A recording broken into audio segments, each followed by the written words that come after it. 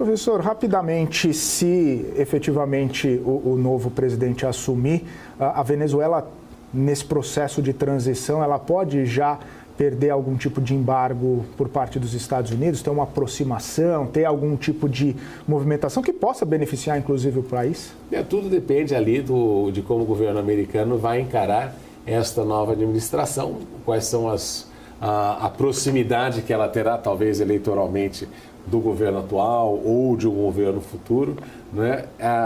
O problema de você realizar a eleição neste processo agora, em que você não sabe o que vai acontecer com os Estados Unidos, é muito complexo, não é? Porque você não tem efetivamente como se posicionar e saber como se posicionar.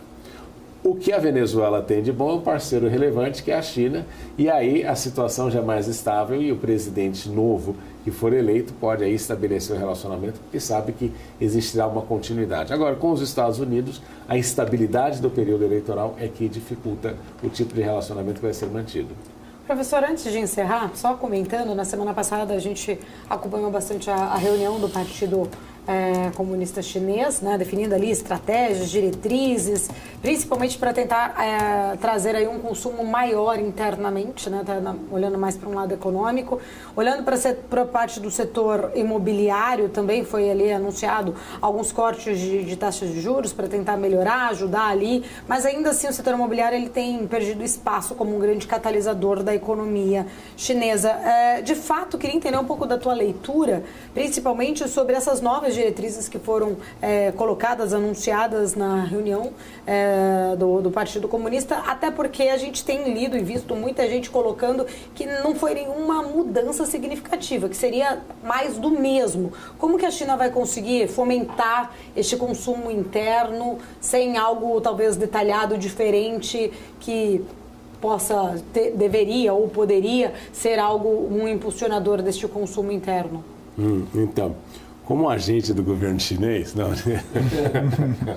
que sempre falam, né, nessa história toda, mas a China é um país que está em transição de modelos econômicos. O modelo econômico chinês seguiu aquilo que os japoneses fizeram no passado, baseado no crescimento à base da exportação.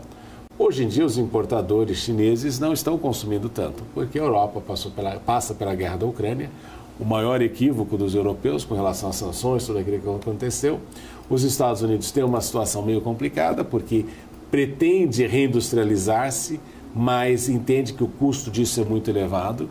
E apesar do discurso de Trump e de Biden falar aí sobre um processo de reindustrialização, é muito mais fácil produzir em outras partes do mundo do que nos Estados Unidos.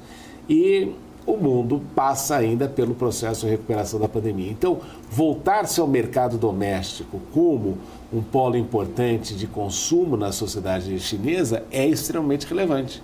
E a sociedade chinesa consome, só que o asiático tem um problema, né? Quando ele sente que existe algum problema, ele aumenta a poupança. Né? E eu vejo isso nos alunos, você vê isso em todo mundo, pensando, olha, a situação não está tão estável quanto a gente gostaria, não estamos crescendo como crescíamos anteriormente, e isso faz com que as pessoas tenham aí um pouco de receio. Mas não podemos esquecer, né, Paula? A China cresceu este ano 5,5%, e não são... E aí as pessoas vão falar, não, mas são números que o governo chinês dá. Não, é o Fundo Monetário Internacional, o Banco Mundial, instituições privadas que fazem este tipo de avaliação com relação ao crescimento do país. Essa é a primeira coisa.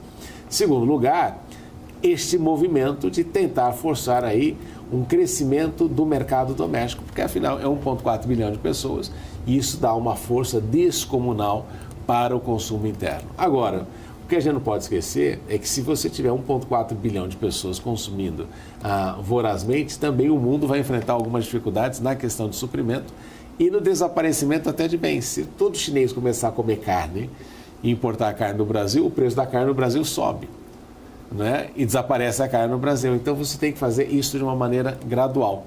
Então, às vezes a gente fica pensando, não, mas se os chineses fizerem essa mudança radical de uma hora para outra, o mundo inteiro é afetado por isso, porque eu tenho ali um processo de crescimento da renda per capita e se você cresce a renda per capita, o consumo muda. Não é? Era que o grande medo quando os Estados Unidos começaram a ter relações com Cuba novamente, é que o preço do charuto cubano fosse subir, justamente em razão do consumo norte-americano. Se você pensar que esta mudança da China tem que ser gradual, ela é importante para que o mundo consiga acompanhar também um novo nível de consumo com relação às coisas. Professor, quero agradecer, é sempre um prazer falar contigo, obrigada. O professor estará comigo no Strike, inclusive amanhã às 8 da noite, mas fica aqui já o meu agradecimento e no ao vivo até semana que vem. Prazer conversar com vocês sempre. Obrigada, professor. Grande professor Marcos Vinícius de Freitas. Gostou desse vídeo? Não esqueça de deixar o seu like aqui na programação do YouTube e acompanhar o restante dos nossos conteúdos. Eu deixei separado aqui 2 vídeos super interessantes sobre economia e negócios. Então, clique nestes links e, claro, acompanhe o restante da programação da BMC News. Informação que gera valor.